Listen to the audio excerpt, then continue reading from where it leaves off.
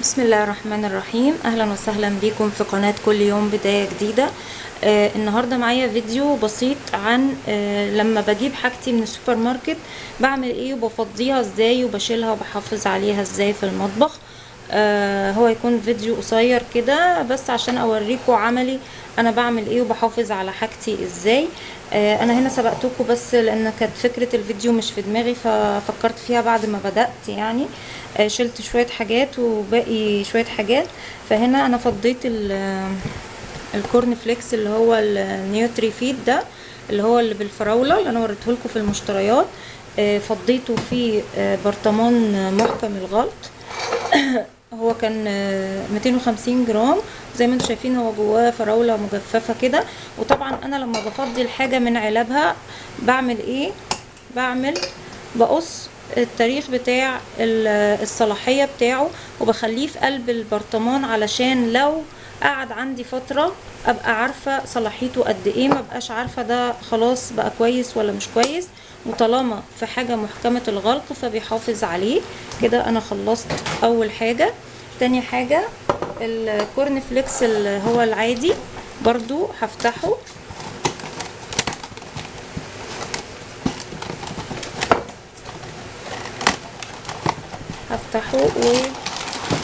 وهفضيه برضو في برطمان كده.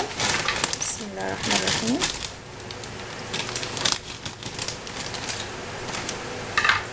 برضو برطمان محكم الغلق علشان احافظ عليه وما يدخلهوش اي هواء. ولو انت مش هتحطيه في برطمان فيفضل ان انت تقفلي الكيس كويس بعد ما تاخدي كل مره. هو شكل البرطمان مش هيكفي، ممكن احط دول في برطمان تاني صغير او احطهم في الكيس واقفلهم كويس واستخدمهم هما الاول. هنا هاخد اهو تاريخ الصلاحيه وهقصه بالمقص اهو كده. مش عارفه باين ولا لا. ببتدي اقصه كده علشان احتفظ بيه جوه البرطمان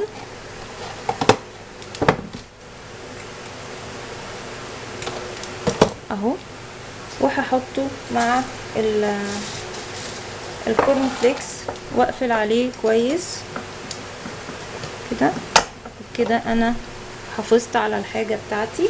هجيب مشبك اقفل بيه الكيس ده كده. هخرج منه الهواء عشان ما يطراش لان ما لقيتش برطمان يكفي الحبة دول. هقفل كده وهحط المشبك ويبقى بالشكل ده. بعد كده هفضي النسكويك. انا عندي العلبة دي كنت شارياها مرة بالنسكويك اللي فيها فخصصتها للنسكويك بعد كده على طول. شوفوا انا عندي خلصانة اهو. فهبتدي افتح برضو الباكت وافضيه. لو انت مش عندك العلبة دي بتعملي ايه؟ بتجيبي برطمان عادي او علبة عادية محكمة الغلق وبتفضي فيها عشان مش كل شوية تفتحي الكيس وتاخدي منه وكده بيبهدل الدنيا وبيبقى كده مش مظبوط يعني. وادي كمان النسكويك ونفس الحكاية. هعمل ايه؟ هاخد تاريخ الصلاحية من على العلبة اهو برضو هقصه بالمقص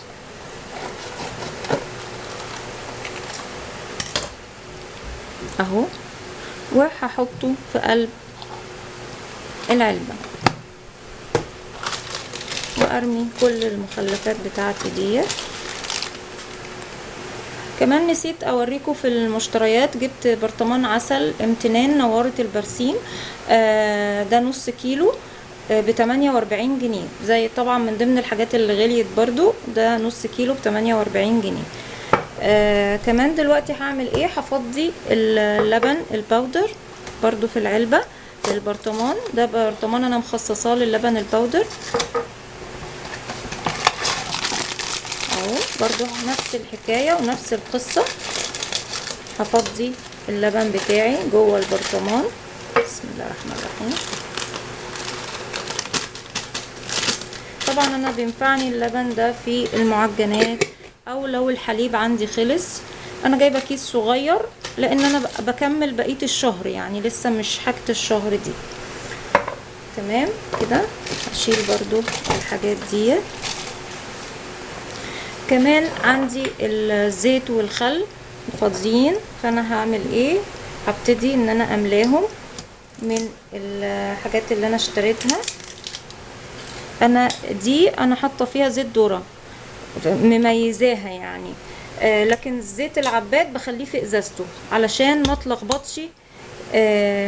البتاعه اتقطعت مني، ثواني، علشان ما اتلخبطش بين الاتنين.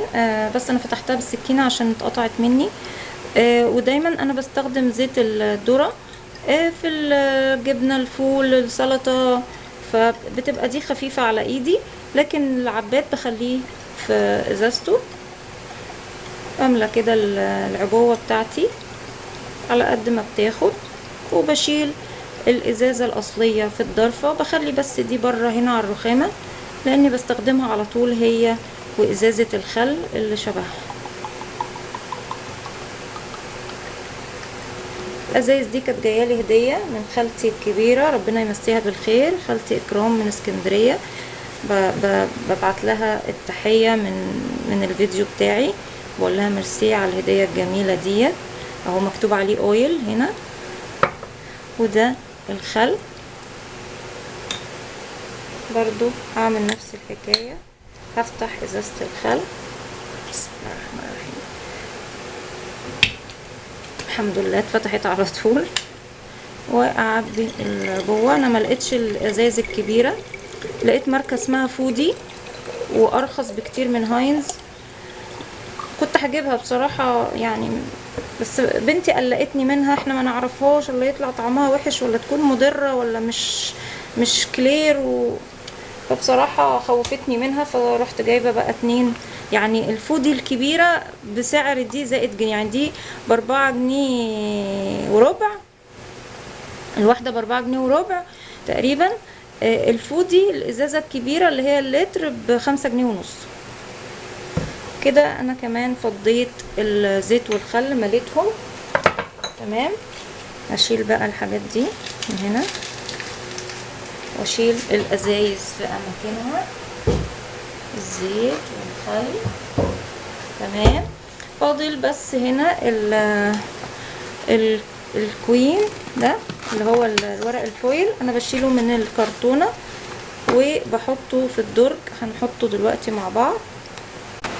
شلت الفويل من الكرتونه عشان بحطه هنا كده جنب الاستريتش وكياس القمامه ومفارش السفره. الدرج ده عموما انا مخصصاه للاكياس زي ما انتم شايفين، والجوانتيات اللي بستخدمها في المطبخ، والمشابك دي اللي بقفل بيها الاكياس زي ما كنت مورياكم التنظيم التربو بتاعي. واللي ما شافش الفيديو هحط لكم اللينك في صندوق الوصف تحت الفيديو. وبكده انا اكون فضيت كل حاجتي ورميت الحاجات اللي هي الفوارغ. هحط كل حاجه في مكانها اول ما اخلص الفيديو. انا بشيل الحاجات دي في الضرفه دي. الحليب والنسكويك بحطهم في التلاجة عشان احنا في صيف والجو حر، بخاف جدا على الحاجات دي. هحطهم في التلاجة، ودول هشيلهم في ضرفة المطبخ. وبكده انا اكون فضيت حاجتي. فاضل لي بس الرز اللي ما فضيتهوش عشان غسله العبوه بتاعته. فضيت كمان الدقيق وفضيت السكر. بس بصراحه كنت سبقتكم لان زي ما قلت لكم انا كنت مش في دماغي فكره الفيديو، جات لي وانا بفضي. اتمنى يكون الفيديو كان خفيف عليكم وتكونوا استفدتوا وشفتوا احنا ازاي بنحفظ حاجتنا وبنشيل حاجتنا علشان ما تتهدرش وما توسخش المطبخ، وتحافظي عليها لحد اخر حاجه فيها. اتمنى يكون الفيديو عجبكم، وما تنسوش اللايك والشير وسبسكرايب للي لسه ما اشتركش. اشوفكم على خير في فيديو جديد، والسلام عليكم ورحمه الله وبركاته.